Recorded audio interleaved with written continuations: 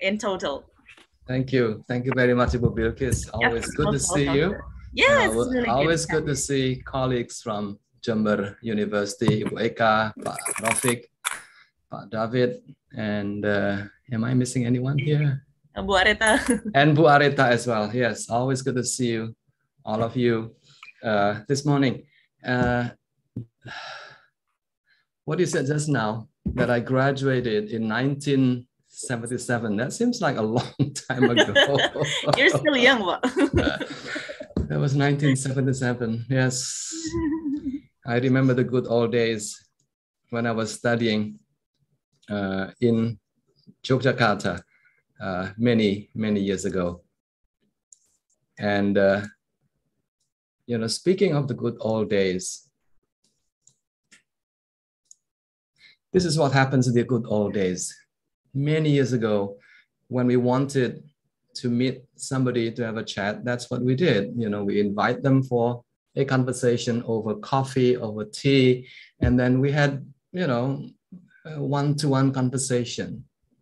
No mobile phones. What we had back then was a telephone. So we made a phone call in order to, set an appointment and things like that. In other words, life used to be very simple and also beautiful as well. Today, life becomes a bit more complicated. When we communicate, we are spoiled for choice. There are many ways now to communicate with other people. And today, communication has become so complex that we have to be using some sort of technology in order to make us understood, in order to help us communicate things to other people, even with our family, with our friends, and also with many other people from all over the world. Ladies and gentlemen, the key takeaway, the most important points of today's session is this. And I hope you'll be working with me on this. But the topic today is communication skills, yeah? Communication skills are important today, yesterday, and they will continue to be important in many years to come. It's not just a 21st century thing. It was important many years before. It is important now, and it's very important in the future as well. It's important for our personal life when we communicate with family members, with friends, and our social life, and also our professional life as well. I know that many of you are teachers of English, and in the classroom, you also communicate with your students. When you teach, that's what you do. You communicate with your students, and you want to be able to communicate in ways that are easy for your students to understand, that are easy for your students to remember as well, either face-to-face context or using technology in some way to communicate what you want to say to them, whether in the classroom or even beyond the classroom. What is important for us to remember is this: it takes a lifetime to master communication skills. So you can continue to improve on your communication skills, because if you don't, then you'll get into a big problem. When you try to communicate ideas or things or simple messages to your family members, these ideas can be misunderstood very easily. So communication skills, with or without technology, will always be a very important skill for us to learn. And we can always learn to improve the way we communicate with other people. So that is the key points of today's presentation. And today I'm going to be looking at essentially four things that will help us become better communicators. Now, where English language is concerned, we need to develop our language skills. And where communication is concerned, the other side of talking, speaking, representing, communicating in writing or in speech, we need to develop a very good comprehension skills as well. And then number three is what is mostly relevant in today's presentation, discussion, that is representing skills. In the past, we talked about speaking and writing. But today, with digital technology, it's not enough for us to just speak orally. or to write just in using language, but we need to use other means in order to communicate our message more effectively. So the term representing skills have become a commonly used term in education and also in our life.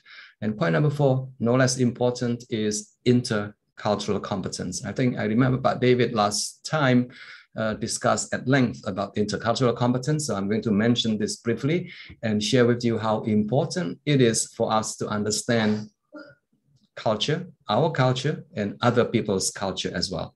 Because communication happens when we, have common understanding of each other's culture. Without that cultural competence, I think we may get into a big problem when we communicate with other people from the same country, or, communication with other people from other countries as well. So these are 4 or 5 things that I'll be sharing with you. Please don't let me speak for more than 10 minutes, okay? So every time you feel that you have questions, please just raise your hand and ask your questions. And Ibu Bilkis will be very happy to, to forward the questions to me for my immediate response. Okay, first off, language skills. Very important in whatever language that you'll be using for communication. But today, I'll be focusing on the kind of language skills that you need in order for you to be able to communicate more effectively and more confidently in the English language. I understand that many of you are English language teachers, yeah? Ibu Bilkis, are you an English language teacher? Yes, you are. Ibu Eka, yes, you are. Ibu Gania, yes, you are. But David, yes, you are an English language teacher. So I'll be focusing on the kind of language skills that are needed for us to communicate in today's world. 3 things that you need to pay attention to. Number 1, pronunciation. Number 2, grammar. Number 3, vocabulary. Very simple. Let's look at the first one, pronunciation. The way you use English for communication, oral communication, or written communication with other people. Point 1 to remember is this. Today, you do not need to speak like Michael Free, our friend here from the US. Now he lives in Korea. You don't have to speak like him because he is an American and we are not. Yeah. What is important for us is to be able to speak like we do. Yeah. To speak like a non-native speaker. But what is important is that our speech will have to be comprehensible, understandable. Locally, when you speak to your friends in Indonesia, or regionally, when you speak to other people from the ASEAN or the Asian region, and also internationally as well. So the yardstick, the criteria for pronunciation today is intelligibility, international comprehensibility, not whether your accent is Australian or British or American or anything. Michael, do you still speak American English? No, Korean English. Canadian English. Canadian English. Oh, you're from Canada, are you? I thought you're from the US. Yep. Oh, okay. Or Canadian English, beautiful English, yeah. But you don't have to speak like that. And more importantly, for teachers, you need to be able to speak in a way that is highly comprehensible to your language learners. Very extremely important. Accent is secondary. What is important is how you can make your message easily understood by your students. Local students, or if you teach overseas, your international students as well. I teach overseas. I teach in Singapore. And my students come from Singapore, from Indonesia, from Japan, and from other places as well. Yeah. And what is important for me is whether and to what extent I can speak, I can teach in a way that is easily comprehensible for our students. Number 2, another important point about pronunciation is whether or not the way we speak is professionally acceptable. Yeah. Professionally acceptable. Business people, for example, yeah, they can speak in English with noticeable mistakes, for example, not a big issue. because their main job is to communicate, to convince people to sell their goods to other people. Engineers the same way. They just need to have enough English to be able to communicate, their engineering products and things like that. But for English teachers, I think we need a higher level of standard of English. Yeah, it has to be professionally acceptable. Now, we don't have the standard yet of what it means to be professionally acceptable, but I think we know when we see one. Let me just give an example. Ibu Eka, for example, Ibu Bilkis, for example, I think their English is professionally very, very acceptable. And you will see later when Bu Eka, is giving her presentation later. Last point that I want to share with you is this. Yeah, as I said earlier on, you don't have to speak like a native speaker for two reasons. Number one, it may not be desirable because you don't want to lose your identity. And identity is very much related to your cultural upbringing, to who you are, yeah, to your own culture. And you don't want to lose your accent. If you are from Java, you can speak like other Javanese speakers. And number two, native speaker proficiency or native speaker accent is not achievable. So if you try, I think you'll just be wasting a lot of your time. Yeah, so this is something about pronunciation. Very important to remember. The key point is, number one, it has to be comprehensible. And number two, it has to be acceptable as well. Acceptable means it's defined in different ways by different professions. In English language teaching, I think we know what is considered an acceptable pronunciation. Point number two is grammar. Another important language skills, especially when it comes to English, yeah? English grammar is notoriously difficult. Ask Michael. I don't know why grammar, a lot of people want to learn English grammar, but there you go. English is now an international language, so we have no choice but to learn the grammar of the English language that we're learning and will be using. A few things for us to remember. Yeah. Point number one. Number one, teachers all over the world tend to over-teach grammar. I think we teach too much grammar. I think we teach too much grammar in a way that it becomes impossible for the students actually to learn all these grammatical features that you've been teaching. And most of the time, these grammatical features are not particularly useful for communication. Let me say this very clearly. For daily, casual, everyday conversation, for example, you don't really need to learn a lot of the sophisticated, complex grammar of the English language. So I would suggest that we focus more on the most important, the most frequently used grammatical structures in the English language. Basic sentence structure, you have to learn that. Because in some other languages, if you're from Korea, for example, the sentence structure is completely different. It's not subject, verb, and object, it's reverse. Is that correct, Michael? I don't know Korean, but what I've seen is that the object usually comes first.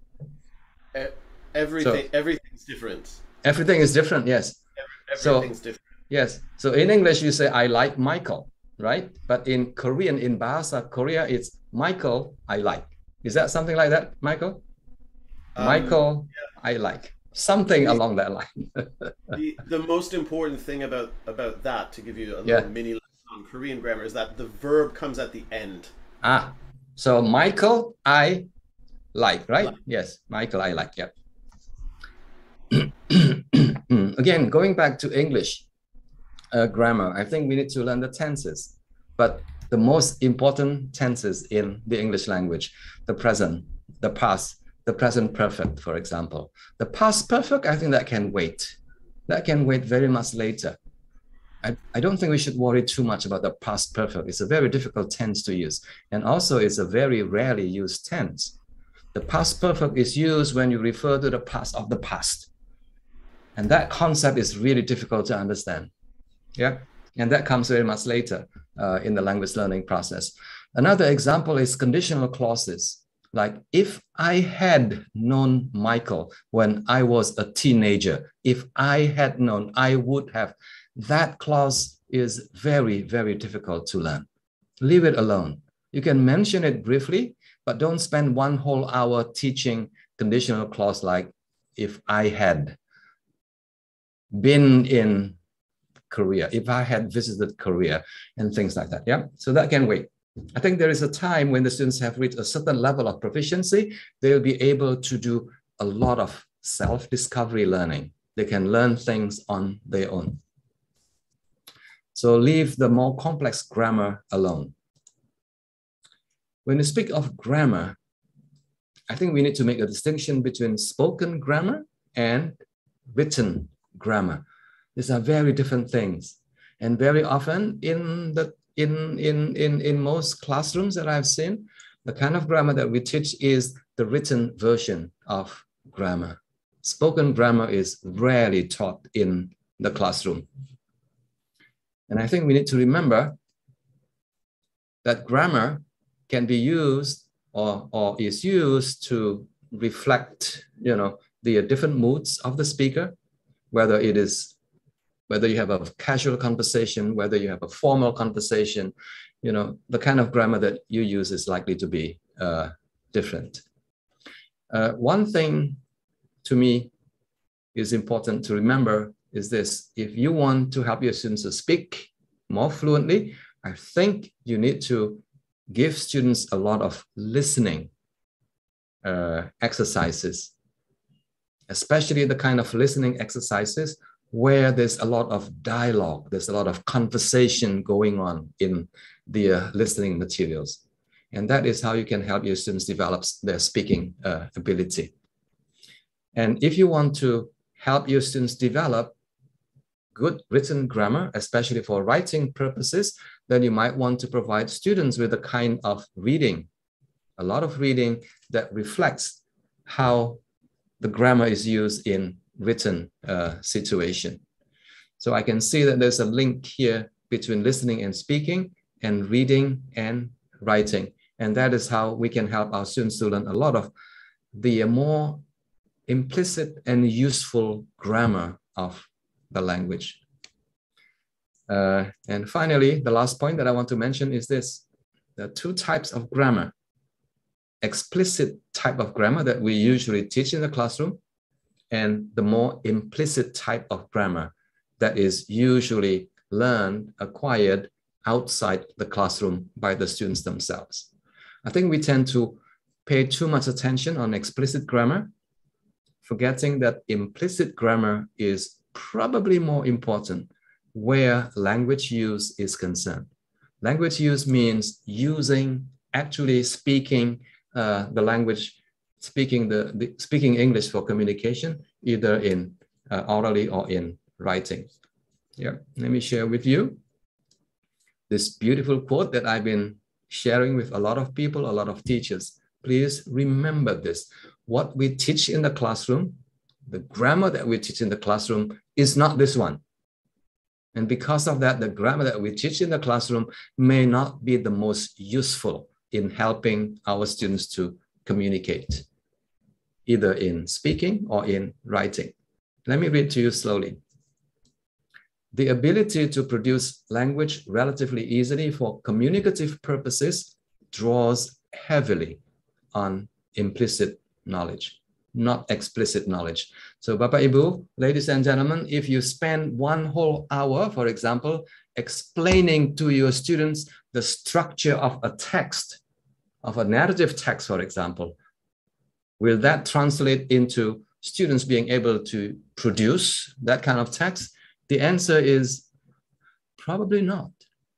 Yeah, because that is explicit knowledge of the structure of a text, of the grammar of the text, not implicit. Yeah. Now, where do you get implicit knowledge? Where do you develop? Where do you accumulate? Where do you learn this implicit knowledge of the language? This is a big question for you, Ibu Bilkis. Where do you get that information from? From comic Implicit, books? Yes, from reading a lot of comic books, from reading a lot of novels, from listening to a lot of conversations in the English language, from watching movies and the like. And that is how you get to hear, you get to see the grammar of the language in action, in context. And after repeated encounters with this grammar will stay in your head. But you don't even know that you already have the grammar in your head, because this grammar is implicit, is intuitive. It's like in Bahasa Indonesia, or like in Javanese. When you speak Javanese, you have all this implicit grammar of Javanese and Indonesian in your head. And this implicit grammar is what enables you to communicate, to speak, to have a conversation with other people. Yeah, so please keep that in mind. I think this has a lot of implication for teaching. I think instead of doing a lot of explicit teaching of the grammar, explaining all the rules about the tenses, I think we need to focus more on the developing students' implicit or intuitive knowledge of the language. Next one is vocabulary. Words, words, words. Words are important. Words are more important than grammar. Yeah, research tells us very clearly that there is a very close relationship, positive, very, very positive association between vocabulary, the number of words that you know, and how well you know these words, and your ability to speak, to write, to read, and to understand the language. Research is very clear. Is grammar important? Yes, it is. Is vocabulary important? Yes. Vocabulary actually is more important than grammar, because grammar is sort of limited, finite, but vocabulary is infinite. Even now, we continue to improve on, to expand our vocabulary knowledge in our language and also in the English language. Pupilkis, how many words do you know? I can't count. Okay, please say at least 8,000, because that's the number of words that English language teachers need to know. Yeah. So what I'm saying here is that for students, they probably need about 2,000 words. 3,000 will be good for communication, for talking, for exchanging ideas with other people on a daily basis. That's more than enough. Yeah. And with this number of words, essentially, you can express almost anything. The number of possibilities is unlimited, infinite. Infinite means you can say almost anything using 1,000 or 2,000 words of the most frequently used words in the English language. Yeah. Size matters, but more important than size is the quality, how well you know these words. I'm going to give you an example later of, how the quality of your word knowledge can help you produce almost anything in speech, in writing, in the English language. For comprehension, for understanding, you probably need about 4,000 to 6,000 words. For your students, maybe 3,000 words. If they know a bit more, that's better. For general text, informational text, I think that's about 4,000 or so. For more complex text, 6,000 to 8,000 words. If you know more than that, that's better. Now, let me ask you this very important question. Between Michael and me, Michael is a good friend of mine, so I keep asking him a lot of questions. Do you think Michael knows a lot more words than me? Or do you think I know more words than Michael? I think I know a lot more words because I know English, I know Javanese, I know Bahasa Indonesia, and I know a little bit of Chinese. So if you add all this number of words, I probably know about 30,000 words. That's a lot of words, yeah? Very important, ladies and gentlemen, is this. This is part of your vocabulary knowledge.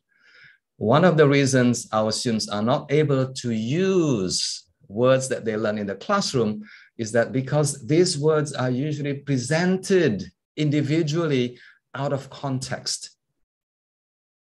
When we speak, actually, we use words in combination with other words. Now, these are known as fixed phrases, fixed expressions, or sometimes known as lexical bundles. They come together, these words travel together. And research tells us actually that when we speak, we don't usually use new grammatical structures. We don't use newly formed sentences. We tend to use the same sentences, the same phrases, the same grammatical structures. Yeah, some people have estimated that our speech actually 50% or even more than our speech come from or comprise these fixed expressions. Now, let me share with you a very important thing about what I said early on. Quality, how well you know the words is extremely important. All of you, I think, here know this novelist, Ernest Hemingway, and famous for his, award-winning literary works. Here is an example of The Old Man and the Sea. Do you know how many words he used to write this novel? Not many, actually. I mean, yes, there are a lot of words there, but these words come from the same word list, from the same 1,000 of the most frequently used words in the English language, more than 90%. I did a simple analysis. I copied and pasted one page randomly from the text, and then I used a computer program to analyze the words that he used in this novel. 90% of the words come from, more than 90% of the words come from the first 1,000 of the most frequently used words in the English language. That's really amazing, isn't it? Because you can express almost, a beautiful piece of novel using a very small number of words in the English language. Now, here is another great example. A dictionary. Now, this is a special dictionary for language learners, yeah? Now, a dictionary like this has more than 40,000 words in the entries. But the dictionary compilers will have to use a small number of words to provide explanations and examples. And usually they are given about 1,000 words or 1,500 words, no more than that. Now imagine if a student using this dictionary has to struggle with the very complex definitions of the words using very rarely used words in the English language. I think that students will have a big problem. Yeah. Now this is another example of the power of words, of knowing words. You have to know the words very, very well. Size is important, but deep knowledge of the words is probably more important, especially for our students. Now, here is a small task for us to think about. We don't have to do this. A small task to think about. Maybe tonight watch a popular, cartoon or Netflix drama or video movies on YouTube or whatever, and start listening very carefully and take notes of the most frequently occurring sentences or phrases. And surprise, surprise, you'll be able to see, you will take down a lot of words like this. Now, these words or these phrases keep appearing. Remember what I said earlier on, 50, 60% of conversations, comprise very commonly used phrases like this one. This one is on me. It was lovely to see you again. Thanks for coming. I'll be making a move then. I see what you mean. Let me think about it. Ibu Eka, next time I meet you in Jember or in Jakarta, and when we have dinner, you have to say, Pak Widi, dinner is on me. That means you'll be paying for the bill. Yeah. Here are some other examples. I don't believe a word of it. I don't get the point. You look great today. As I was saying, let me think about it. Okay, the point again is these phrases keep appearing, yeah, keep being used by speakers and all that. And these are the kind of things that the students need to learn. Can they learn about this in the classroom? A little, yes. But most of the time, now these expressions cannot be taught in the classroom. The students will have to see how these expressions are used in meaningful, interesting contexts, like a movie, yeah, a real conversation between two people. One thing to remember for us is this: proficient speakers, good speakers, competent speakers of the language have thousands of this at their disposal. At their disposal means it's there, it's ready for you to use. Very, very important point for language teachers to remember. How about the grammatical features that we teach explicitly in the classroom? Are they available for speakers and for writers at their disposal? The answer is no, they're not. Yeah, they're there in their head. It's very hard, very difficult to retrieve this for when they need to use this for speaking or for writing purposes. Here is another example of the importance of fixed expressions. Yeah, fixed expressions, formulaic lexical bundles that you get to see in writing, in academic writing, for example. Okay, your task again is read 10 research articles, or maybe 20, or maybe 50 research articles, and notice how the abstracts are written. And you'll be surprised that the abstracts are written pretty much in the same way. Kurang lebih sama kok gitu. They're not creatively written or anything. They're not written using unusual grammatical structures. They're written pretty much in the same way. Yeah. Now here are some examples of how abstracts are usually written. And this pattern is usually repeated, maybe with some changes in the topical vocabulary. In recent years, recent developments, the last 2 decades or the last 3 decades, in recent years, recently, very common. And then if you want to say that, well, my research is important because it has not been done before. Now, these are the common expressions that researchers usually use. Currently, there's limited data on the teaching of pronunciation in Indonesia.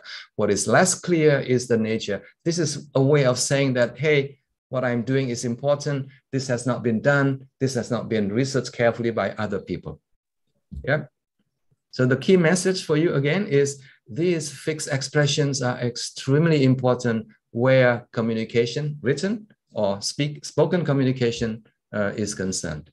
You simply have to see this very often. You simply have to hear this very often, and slowly and gradually, these fixed expressions will stay in your head. Stay in your head means ready for use when you need them. Yeah. Okay. Now that's point number 1. What is point number 1 again? Language skills. Language skills involve essentially pronunciation, grammar, and vocabulary. Number 2 is comprehension skills.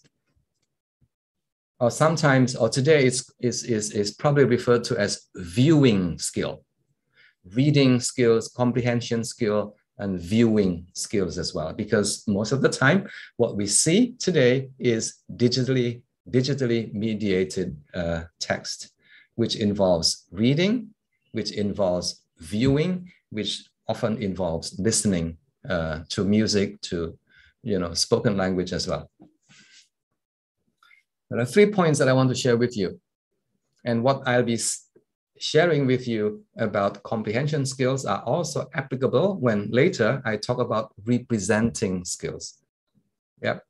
Because these are flip sides of the same coin, like comprehension and production. comprehension and viewing and representing. They are two sides of the same coin, actually. Yeah. So 3 points that I want to share with you. But increasingly, what our students do, what we do is to be reading and viewing from screen and not just doing print reading or print, decoding of information from printed materials. I think for us, language educators, it's very important for us to understand that increasingly students are reading from screen than reading from printed materials. The important question for us is this: are they the same thing or are they different? Are they the same or different? Which one is better for us to be teaching comprehension to our students? Do you have any preference? The printed one? The printed one? Yes. At least up to now, research tells us that for serious reading, let me say that very carefully, yeah, for serious reading, for deeper comprehension, print reading seems to be better. The reason is that when you read from print, there is less distraction. You can focus your attention more fully to what you're doing, to what you're reading. Yeah, screen reading can be a little bit tricky because of the many distractions. New messages coming in. And then the visuals can also be distracting as well. Yeah. But increasingly we'll need to teach our students how to focus their attention. We'll need to teach our students that reading, viewing is a purposeful activity. How you do it, whether you read with full attention, whether you read just by scanning and skimming the information from the text, written text or screen text, depends on your purpose. I think it's important for us to remember that purpose determines what you get from reading and viewing information from the text. Yeah, purpose. And students are not very good at setting their purpose. So it's our job as a teacher to remind our students that when you read, especially from digital text, you need to define, you need to be very clear about what you want to get out of the text that you are reading.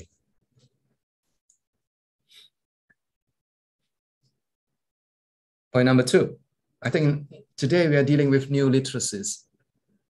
In the old days, we use the word literacy in its singular form, literacy, but now we are using the word literacy in its plural forms, literacies, because there are many ways now of communicating, of presenting, of expressing our ideas in the world today. And I like in particular the idea behind transmedia literacy. This one is important for you, teachers, also for your students, because today we communicate, we interact with other people, we read, we write across a different range of platforms, tools, and media. Later, Michael will share with us, the importance of understanding how to use, what was it again, Michael? Infographics. Yeah, infographics is basically visual information where information is presented in a very compact form so that the students can see. And I'm sorry, I'm explaining what infographic is. Let's wait for Michael to explain that later. Yeah. As I said, transmedia literacy is the in thing now. Bapak Ibu sekalian, if you teach language, if you teach literacy, if you teach speaking, writing, and all that, you yourself should be a practitioner of different types of media. You need to know how to write a good email message. You need to know how to write a blog, how to understand a blog, written for the general public, how to interpret text messages, how to use PowerPoint slides, and how to make sense of video clips presented in different ways in different media as well. Yeah. An important message for you is this. If you say to your students that, hey, kids, you need to be transmedia literate, then you have to do the same. You need to be literate as well. And I make it a point today, for the past few years, to learn how to present, how to communicate using a variety of media. I have a blog, for example. I have a YouTube video, for example. And that is how I learn to become more literate in the new world, in today's world. You have to do the same. You can't just keep saying that, no, I'm not good enough. I'm already 70 years old. I don't want to learn anything new. You can't. It's an important part of your job to continue to develop your literacies. An important point to remember is this. It doesn't matter whether you read from print or from the digitally mediated text. I think you need two things in order to get the most out of what you're reading or viewing. To comprehend a piece of text today, you need, number one, you need a lot of knowledge. And number two, you need to learn how to become more critical. Yeah. And how to develop knowledge, there's no other way but to read and read and read. You need to read widely in order to expand your knowledge base. The more you know, the easier for you to understand things. And the more you know, the easier for you to make use of your knowledge to detect, to identify information that is not accurate, information that is misleading. Another important point is this. We need to develop a questioning mindset. Try to be skeptical, but not cynical. Yeah, these are two different words. Skeptical is good because today there's so much information that we have to process. And for young children, it's extremely important for them to keep asking questions. Is the information trustworthy? Is the information, or does the information come from reliable sources? Is there anything wrong with the information that is presented? Are there certain biases that the author is trying to get to you from the information presented in multimodal text, for example? Yeah, questioning mind.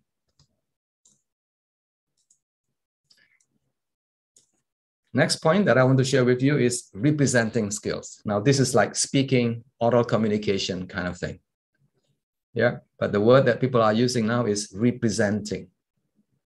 You present your ideas using words, using verbal tools, and also non-verbal elements as well, images, pictures, and things like that. As I said, what I said earlier on about viewing skills, comprehension skills are equally important and applicable when we talk about representing skills. Yep. When you present today, when you communicate today, chances are higher that you'll be using, digital text. You'll be using colors, you'll be using different font size, you'll be using different layout, and you'll be using language as well to communicate your ideas to other people. You may be representing your ideas in web pages, in YouTube materials, in Facebook, in Twitter, or in any other social medias. The key thing to remember is PACC, because PACC will always apply where communication is concerned. What is PACC? The first P, as I said earlier on, is purpose. What is the purpose of you communicating a piece of message to other people? The same way when you read, when you view information from the internet, what is your purpose? Number two, who is the audience? The way you speak to your colleagues will be different from the way you speak to a fruit seller in the market, for example. The audience is very important as well. And finally, the context, whether it is the classroom, outside the classroom, formal context, informal context. And finally, the culture as well. Whether you're speaking to somebody from the same culture or from a different culture. All this will determine the kind of tools, the kind of resources that you'll be using when you try to represent your ideas to other people. Very briefly, I think Michael will speak a bit more about this later. Let me give you an example of representing skills from two very well-known psychologists. Now, these are two probably of the most well-known psychologists in the world today. Well, of course, there are many other people that I don't know, but these two are, who I think are very, very important people. They've done a lot of great work. The first one is Carol Dweck, a psychologist from Harvard University, if I'm not mistaken, and she is very well known, for her work in the area of mindset, in particular growth mindset.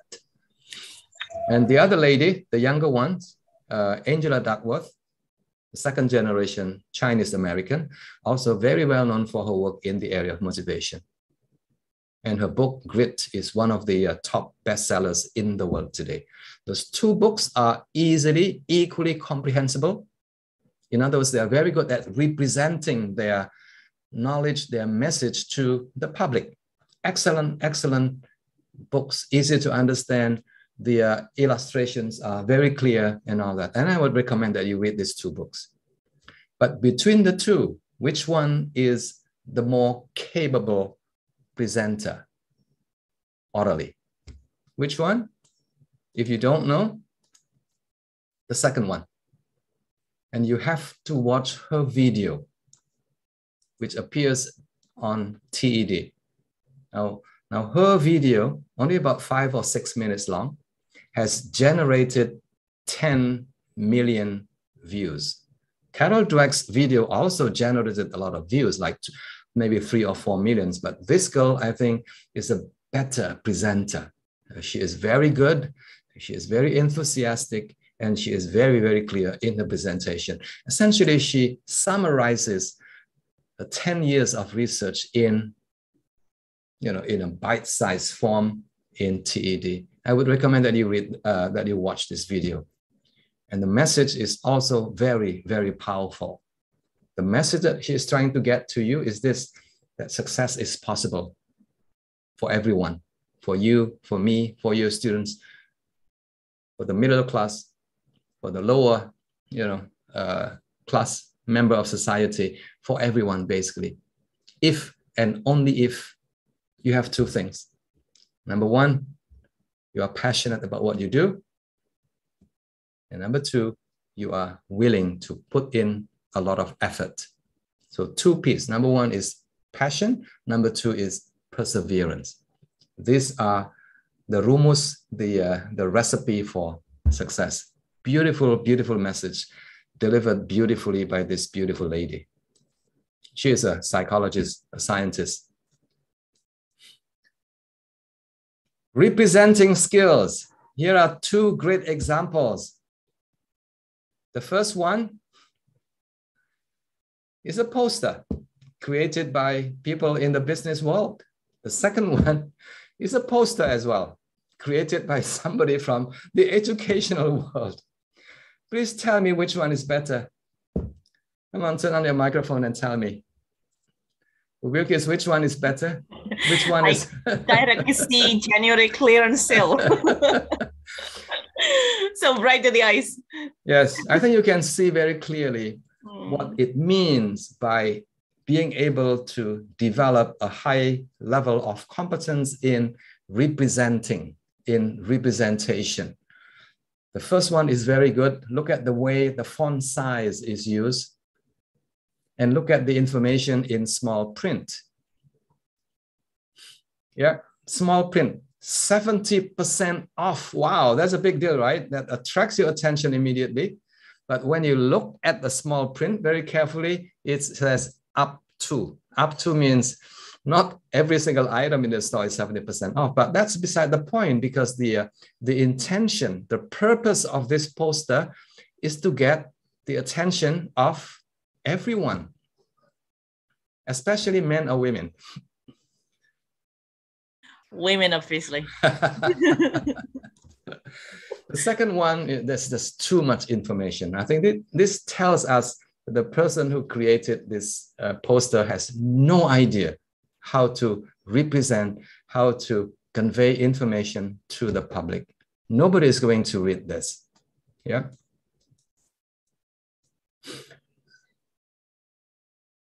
In my class, students have to do a class presentation based on their topic of interest, based on a research paper. Now, let me show you some of the slides that some of my students produce, yeah? And tell me whether the slides are good. Remember, this is part of representing skills. This is despite what I've told them, that when you present in the classroom, you have to make sure that your presentation slides are easy to read, easy to understand, that only important points are presented. And that's why it's called PowerPoints, not powerless points. Power means the most important piece of information. Yeah, are you ready? Let me show you. Yeah. One slide. Another slide.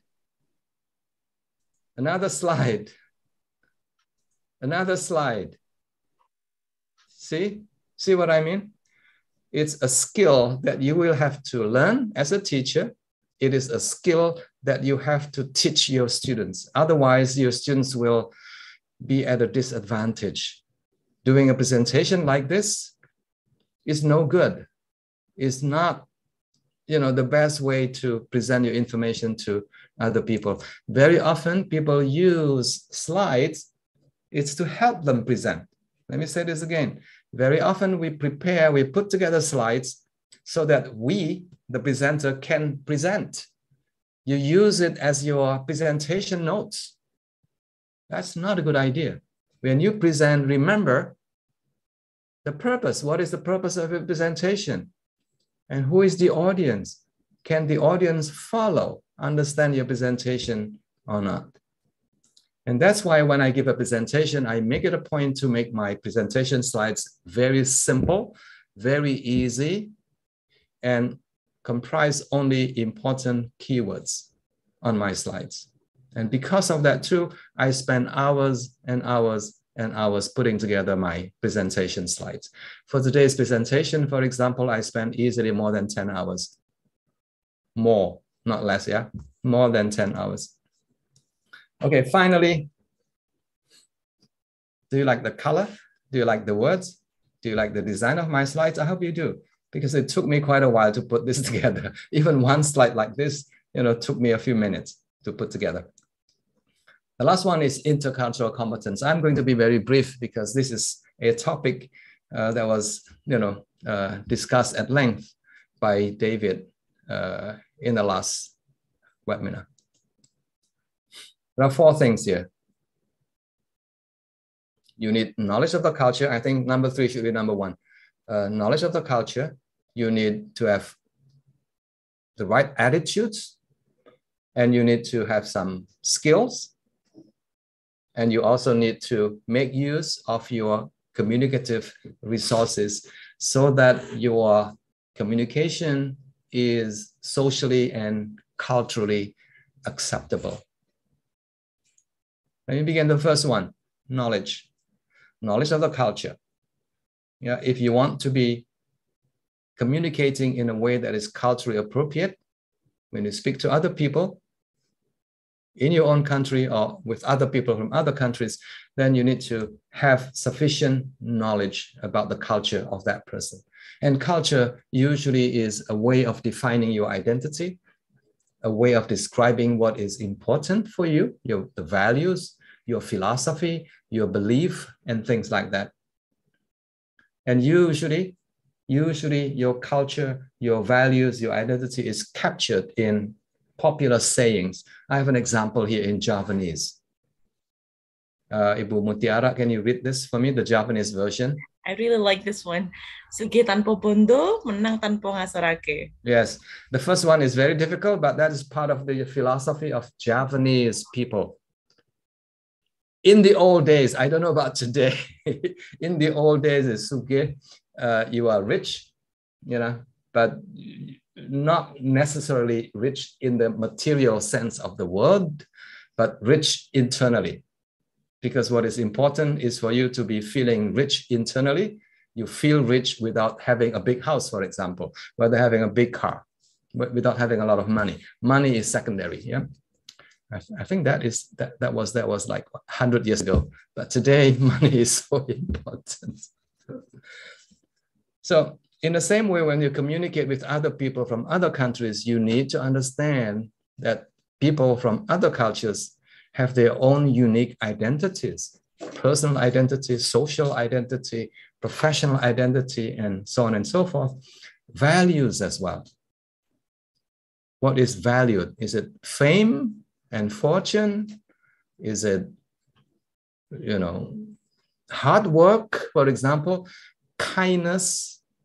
So we need to understand that in order for you to be able to communicate successfully with other people. And for this to happen, you need to learn to develop more positive attitudes towards communication. Yeah, you need to be open to understanding differences between our culture and other people's culture. And when that happens, you can begin to show respect for differences. And another important point is this curiosity. Never dismiss other people's culture because that culture is not very important. That culture is very bad. My culture is the most important. No, I think we need to be willing to be more curious, to learn other people's culture, and to be more open-minded that there are differences, but different cultures doesn't mean that other people's culture is not as good as ours. Yeah. So attitudes is very important. Oh, but Willie, I'm sorry. Yes. There's still 5 more minutes left. I'm almost done. Yeah. Okay, thank you. Yes. But how do you develop intercultural competence? I think you need a set of skills, and all these skills require that you become a great listeners. When you listen and observe, you can start analyzing, you can start seeing that, hey, things are different in other cultures. Hey, people communicate in different ways. Yeah. So listening, observing, and analyzing. Be quick to listen. This is what I've learned from listening to other people. Be quick to listen and be slow to speak and be slow to judge as well. Learn how to listen. Who is a better listener? Men or women? I think men are very bad listeners. I asked my wife. I don't listen to her. And then finally, in today's communication, you need to make use of a number of communicative resources: verbal, visual, non-verbal language, body language as well. Be careful. For example, if you are in Java, the way that your body language is so important. Yeah, your eye, contact. You don't usually establish a lot of eye contact with an older person. This is happening in other cultures as well, like in Korea. When you speak to an older person, you have to look down a little bit. Yeah, your hand gestures. The level of language that you use will have to be different as well. I was born and bred and also grew up in Java.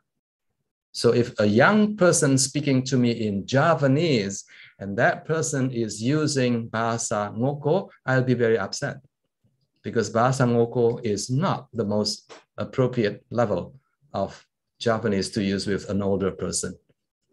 Yeah, so that will be an example. I've come to the end of my presentation. Just very brief implications of what we've been discussing today.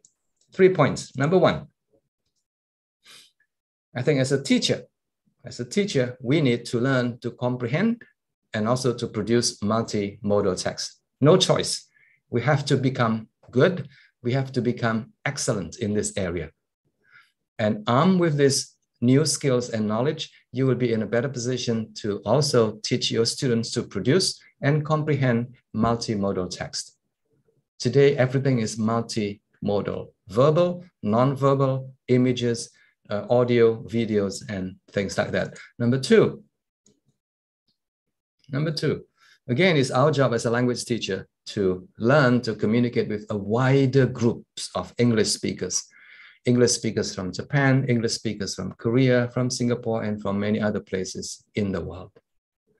Yeah, and you should also do the same, helping your students to be able to communicate with a wider groups of speakers of English from different parts of the world. And today it's easier, actually. In the past, you have to travel to other countries, but today you can just use, technology to create a situation where your students can learn to communicate with people from other places. And finally, where communication is concerned, we need to learn to become more discerning. More discerning means lebih teliti, lebih hati-hati, more critical, and also empathetic. Empathetic means listening more, observing more, and showing empathy and kindness to other people when you communicate. In other words, slow to speak and slow to judge, but quick to listen and also to understand. Ladies and gentlemen, the key points again. This is my last slide, and I would like you to enjoy my last slide. The key points again is that communication skills are a very, very vital life skill. It was important yesterday, it's important today, and it will continue to be important in the future. And remember this, we can all continue to learn, to develop, to master communication skills. Until when? Until the day that we say goodbye to the world. Thank you so much.